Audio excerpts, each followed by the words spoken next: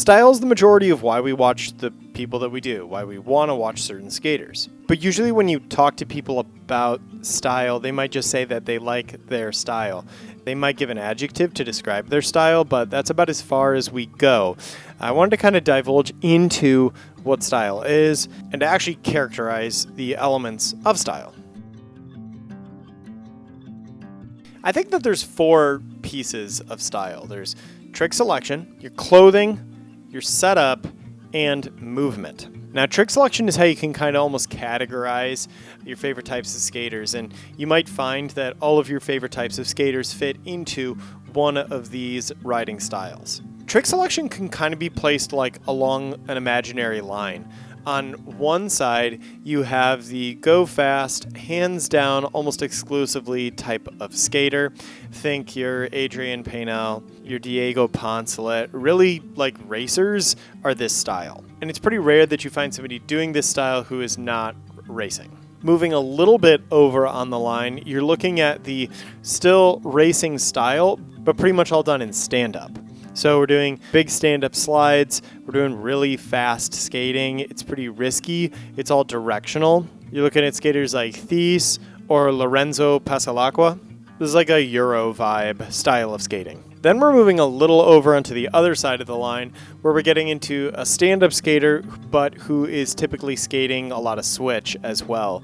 Liam Morgan, Cole Trotta, Byron, David Boubier. This style kind of came around in like the mid-2010s and is still very popular today. This is like Asheville style. And then we go like all the way over to the side, which is you're bordering on street skating, where you're getting really technical with your slides. You're mixing up hands down with stand-up. You're doing a flip trick out of a stand-up slide. This is Jesse Fabrizio, Camilo Cespedes, these types of skaters. So you can already narrow down style just by like the trick selection of the skater. But there's other aspects of style too. The next one being clothing. And I'll admit this one is probably like one of the more minor characteristics of style because, for one, most skateboarders in downhill skateboarding haven't really adopted fashion as like a crucial element of skating, unlike street skating, which has a huge fashion element to it. In street skating, you might have people that are dressing very punk or dressing with workwear or dressing with like streetwear. There's actually like different styles of clothing shown by different skaters. If anything, in downhill, it's mostly workwear because we just need super durable clothing to do what we're doing. I think there is a little bit of a style element when it comes to pads, helmets. You know, a skater who is rocking an aerolid every time is saying something very different than a skater who's exclusively skating in a half shell all the time. The third characteristic is going to be your setup. It's going to make you skate very differently if you're skating on completely symmetrical trucks or like a 20-50 split, or if you're skating a long wheelbase or a short wheelbase, or your feet have to be angled a very specific way because the board's only 8.5 inches wide. The setup does influence how you end up skating. It also influences that trick selection that we talked about earlier. You're not going to see somebody doing a flip trick out of a big heel side stand-up with a big weight on the underside of their board, right? It just doesn't make sense. You're just not going to see that. The last characteristic of style is probably the most important one and is probably the most nuanced and hardest to define, and that would be movement. I'm going to break movement down into subcategories of movement as well. The first subcategory being level. Level is all about the height at which you are moving at. If you are standing up completely straight, you're at a high level. If you're in like a tuck, that's probably going to be medium, and any lower than that is going to be a low level. For instance, sometimes I'll see somebody who skates pretty much exclusively stand up, but they might just kind of stay in that high level at all times. I always think this looks a little bit stiff. The same can be said for a lot of hands down skaters. If they're going for peak slowdown power in their slides and peak speed, they're probably at a pretty moderate level throughout their whole time skating. In regards to level, a piece of advice that I think works really well to create a really nice looking style of skating is to change your level up more often than not, trying to change from like the high stance of a stand-up slide down to a crouched position to diving into the corner at a very low level. One skater I think really does this well is Cooper Darquet. You don't see him skating nearly as much as you used to, but if you watch old Coop videos, his skating really still holds up, and I think one element of his skating that does this well is his variety of level as he skates. The next subcategory of movement is going to be size. Size is just the distance between two things. When two things are far apart, it's large. When the distance between two things is small, it's a small or small size. You can see this in like the 2 points of your hands or your feet, right? Your stance on your skateboard makes you take up a lot of space if you have this large stance, 25, 26 inch wheelbase, you're probably going to be standing out pretty wide. Seeing David Boubier standing on his pro model super wide out versus Benson Marquardt, who's got his feet completely together, almost narrower than his shoulders, gives a very different look to each of their styles. Same thing can be said for your hands. If your hands are very wide apart, think like the propeller arms of Liam Morgan and Cole Trotta holding out a huge heel side. Or a more racing stance where you're hugging your arms into yourself as you rage through a corner. The last two pieces of movement can be really easily confused with one another, the first one being speed and the second one being energy. Now speed, you could also get confused because I'm not talking about like your just overall speed, like how fast you're going.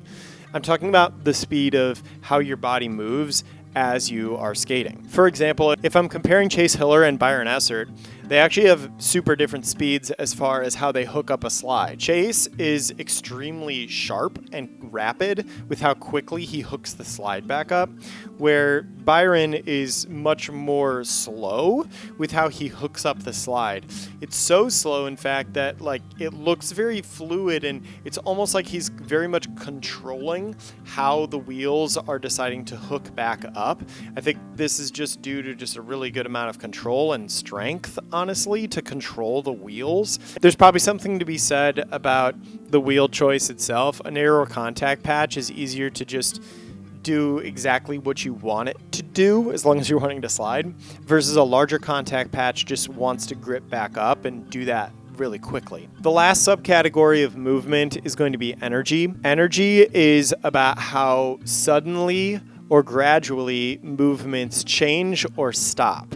So if my hand is moving from this point to this point, if I am very suddenly stopping, that's very sharp energy, versus more smooth energy is going to come from here to here, but it is going to stop in a much more gradual way. I think this can be shown a lot in how we change levels, how we hook the slides up, and how you initiate the slide. Right? There's a lot of different movements that you can see where people are very suddenly kicking the slide out and holding that position, or are you more pressing the slide out and coming to that gradual held out position? There's not one best style. It's all just a matter of opinion, and that's kind of the beauty of it. It's one of the greatest parts of skating is the subjective nature of critiquing it. But there are some things that I think will pretty much always make your style quote unquote better. And the first one being speed. The faster you go, typically the better you look on your skateboard. Every trick, everything you do looks better when you're going faster. The second thing you can do for your style is to embrace the solo sesh. I'm really big on skating by yourself from time to time. Yes, it's great to skate with a group of people. It's very fun. It's probably more fun than skating by yourself. But when you're skating with others, there's a peer pressure to put on your best performance and do what you do best. But when you do what you do best, you never get better at the things that you need to do. And that's what the solo sesh is for. At a group sesh, you might practice that switch toe for 10 minutes, and then you're like, okay, I'm over sucking. Now I want to actually do what I'm good at. Versus if you're skating by yourself, you might skate and do that switch toe over and over again for 40 minutes, an hour, maybe an hour and a half if you're really committed. But you're going to learn more and become more comfortable and look better on your board. The last tip I have to create better style is maybe not something that everyone might agree with, but it's something that I know I like to see when I'm watching skateboarding, and that is to create unpredictability while you skate. I love to be surprised when I'm watching a skate video. When I see somebody do something creative or do something that I didn't expect them to do, it piques my interest. It engages me with the video. If somebody is skating down the hill and they take the first 2-3 corners doing exactly what I would expect them to do, I can kind of assume what the rest of the run is going to look like. It's nice to be surprised. In this part, it comes back to trick selection, and I think the more tricks that you have your ability to do, the more interesting it's going to be to watch you skate. This piece is definitely more opinion than it is fact, but I think that when we limit our setups and make them so specific to a very specific type of skating, yes, we might be able to skate at like a super high level with our 20-inch wheelbase, with our 50-20 split setup. It's going to be more stable. You're going to be able to be really confident at speed. But you're also limiting what you're able to do. You're not going to do a 40-foot switch heel on that setup. You're just not going to do it. You're not going to toss in an ollie when you have a weight on the underside of your board. Honestly, the further we stray away from a cruiser setup, the less options we actually give ourselves when we're skating down the hill. And I think that variety is kind of lacking sometimes in style, at least in trick selection. You know, if you can only slide right and left, then how unpredictable can you really be?